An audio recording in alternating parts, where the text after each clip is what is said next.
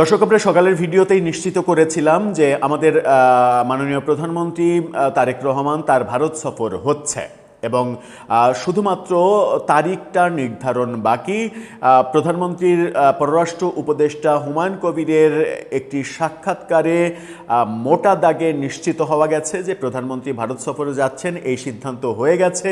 এখন তারিখটা এ মাসেই হচ্ছে নাকি জাতিসংঘ সফরের আগে সেপ্টেম্বরে কোনো একটা সময় হচ্ছে, সেই ব্যাপারে একটা কনফিউশন ছিল। কারণ তিনি বলেছিলেন যে জাতিসংঘ সফরের আগে এই সফরটা হতে পারে এবং সফরটা প্রধানমন্ত্রীর ভারত সফর, প্রথম ভারত সফর অবশ্যই দ্বিপাক্ষিক সফর হবে।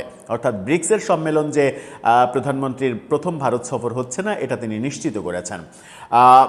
এই খবর সকালে আমরা 10টার ভিডিওতে আপনাদেরকে জানিয়েছিলাম এবং দুপুরের পরে বিকাল নাগাদ যে খবরটা তৈরি হয়েছে, পৃথিবীর বিখ্যাত বার্তা সংস্থা রয়টার্স তারা নিশ্চিত করছে প্রধানমন্ত্রীর ভারত সফরের তারিখ ফাইনাল হয়ে গেছে।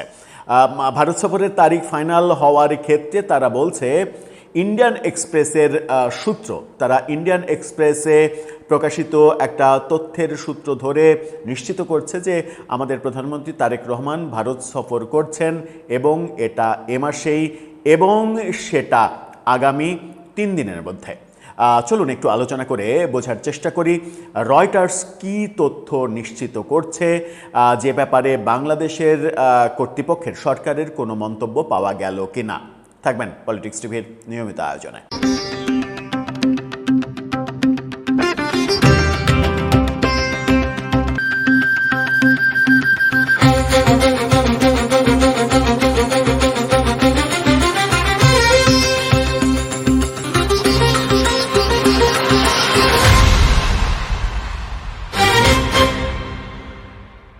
দর্শক, বলছিলাম আমাদের প্রধানমন্ত্রী তারেক রহমানের ভারত সফরের দিনক্ষণ চূড়ান্ত বলে দাবি করছে বার্তা সংস্থা রয়টার্স। এই ক্ষেত্রে তারা অবশ্য ইন্ডিয়ান এক্সপ্রেসকে উদ্ধৃত করেছে। রয়টার্সের এই শিরোনামটা দেখে নিন। প্রধানমন্ত্রীর হাস্যোজ্জ্বল ছবি দিয়ে তারা বলছে, Bangladesh PM Rahman likely to visit India from August 23 to 25, Indian news paper reports. অর্থাৎ আগস্টের 23 থেকে 25 তারিখের মধ্যে তারেক রহমান ভারত সফর করছেন, এটা নিশ্চিত করছে রয়টার্স। ইন্ডিয়ান এক্সপ্রেসেও মূলত প্রথম ইন্ডিয়ান এক্সপ্রেসে এই ধরনের একটা খবর দুপুরের পরপরই প্রকাশিত হয় এবং সেই খবরটা এরই মাঝে আলোড়ন তৈরি করে ফেলেছে এবং রয়টার্স যখন এই খবরটাকে উদ্ধৃত করে বলছে, তখন সেটা মিথ্যা হওয়ার সম্ভাবনা প্রায় 0%। রয়টার্স কি বলছে দেখুন। বাংলাদেশের প্রধানমন্ত্রী 23 থেকে 25 আগস্ট ভারত সফরে যেতে পারেন, এই ভারত সফরে আসতে পারেন। ইন্ডিয়ান এক্সপ্রেস এই তথ্যটা নিশ্চিত করছে। ফেব্রুয়ারিতে দায়িত্ব গ্রহণের পর এটি তার প্রথম ভারত সফর হবে। শেখ হাসিনা পতনের ফলে সৃষ্ট তিক্ত সম্পর্ক মেরামতের প্রচেষ্টার মধ্যেই এই সফরটি অনুষ্ঠিত হচ্ছে। ঢাকা হাসিনাকে প্রত্যার্পণের জন্য নয়াদিল্লিকে অনুরোধ করেছে। এই ব্যাপারে মন্তব্যের অনুরোধ জানালে বাংলাদেশ এবং ভারতের পররাষ্ট্র মন্ত্রণালয় তাৎক্ষণিকভাবে কোনো ধরনের মন্তব্য করতে রাজি হয়নি। এটা খুব গুরুত্বপূর্ণ ব্যাপার। রয়টার্স দাবি করছে তারা বাংলাদেশ এবং ভারতের দুই দেশের পররাষ্ট্র মন্ত্রণালয়ের কাছেই এটা জানতে চেয়েছে, কনফার্ম হতে চেয়েছে যে 23 থেকে 25 এই 3 দিনের কোন 2 দিন তারেক রহমান ভারত সফর করছেন নাকি 3 দিনের সফরে যাচ্ছেন। সেটার ব্যাপারে বাংলাদেশ কিংবা ভারতের কোনো পররাষ্ট্র মন্ত্রণালয়ই বলেনি যে এটা মিথ্যা কথা, নিশ্চিত করেনি। এইভাবে তো রয়টার্স লিখেছে, কিন্তু আমি একটু ব্যাপারটাকে ঘুরিয়ে যেটা বলতে চাই সেটা হচ্ছে, কোনো দেশই বলেনি এই তথ্যটা মিথ্যা, কোনো দেশই বলেনি এরকম কোনো আলোচনা হয়নি, কোনো দেশই বলেনি এই ধরনের কোনো আলোচনার কোনো অস্তিত্বই নেই, প্রেক্ষাপটই নেই। সুতরাং যেহেতু তারা এই ব্যাপারে কোনো নেগেটিভ মন্তব্য করেনি, সেহেতু এই তথ্যটা সত্য বলেই ধরে নেওয়া যায়।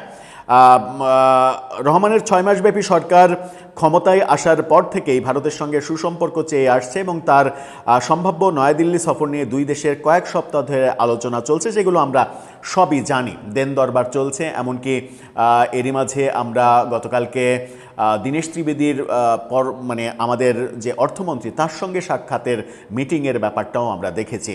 ইন্ডিয়ান এক্সপ্রেস কি বলছে তাদের শিরোনামটা দেখে নিন। Amid Sheikh Hasina extradition row, Bangladesh PM Tarique Rahman's India visit likely next week. এবং সেখানে তারা বলছে যে আগস্ট 23 অ্যান্ড 25 এই সফর হবে, এই তথ্যটা তারা নিশ্চিত করছে। অর্থাৎ ইন্ডিয়ান এক্সপ্রেস এবং রয়টার্স যখন নিশ্চিত করছে, এবং আমরা সকালের ভিডিওতে আপনাদেরকে নিশ্চিত করেছিলাম যে প্রধানমন্ত্রীর ভারত সফর নিশ্চিত, তিনি ভারত সফরে যাচ্ছেন, তারিখটা শুধু কনফার্ম না। এখন বিকেলের মধ্যেই রয়টার্স এবং ইন্ডিয়ান এক্সপ্রেস তারিখটা নিশ্চিত করে দিল। আমরা সকালের ভিডিওতে বলেছিলাম যে আজকের মধ্যেই অথবা ম্যাক্সিমাম কালকের মধ্যে এই ব্যাপারে চমক জাগানো কোনো ঘোষণা আসবে। রয়টার্সের এই তথ্য বলছে আজকে রাতে রাষ্ট্রপতির শপথ সহ সব কিছু কর্মকাণ্ড শেষে হয়তো এই ব্যাপারে একটা নির্দিষ্ট ঘোষণা আসতে পারে, সেটা আজকেই।